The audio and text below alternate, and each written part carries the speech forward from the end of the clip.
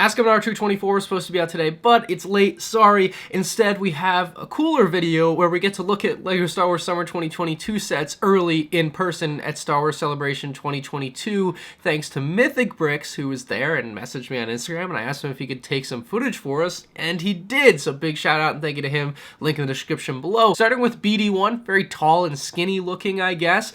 Definitely something I wish you could still, get an idea of the stability of this thing. I'm sure it'll be fine, but it's still a question mark in my mind is just how stable will this be. Like, it looks like the base of the feet are pretty long, so it shouldn't be too big of an issue, but it's still something that pops up in my mind. The next set here is the Ambush on Ferrix, and this is one that I think a lot of people agree is overpriced. You can see the ship is pretty chunky, just like it was in the LEGO photos. It looks like a printed windshield element. It looks almost like the same piece that they used for the Speed Champions cars. Actually, it very well might be. That would make the most sense. As the camera pans around, we get a really good view of that speeder bike, which is ginormous, and it almost feels like the case where in the Bad Batch shuttle, the speeder bike is just added in there later so that they can make it feel like it's worth $70 when it's not really anyway. I mean, $70 for this set makes the Knights of Ren transport ship look like a steal at $70. This thing is ridiculous. Unfortunately, they don't have it opened on display either because it does have an interior. And lastly, they had the Inquisitor Transport Scythe on display there, which you can see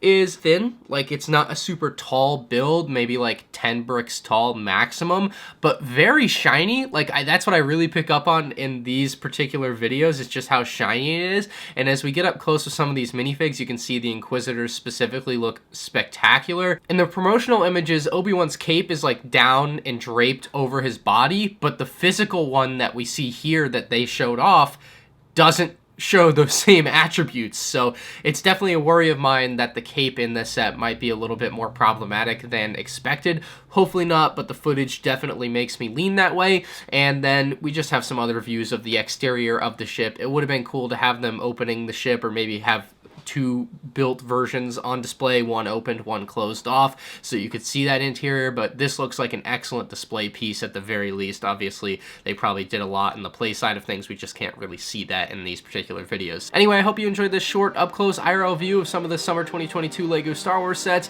Let me know what you think down in the comments section below, and I'll see you in the next one. Peace out.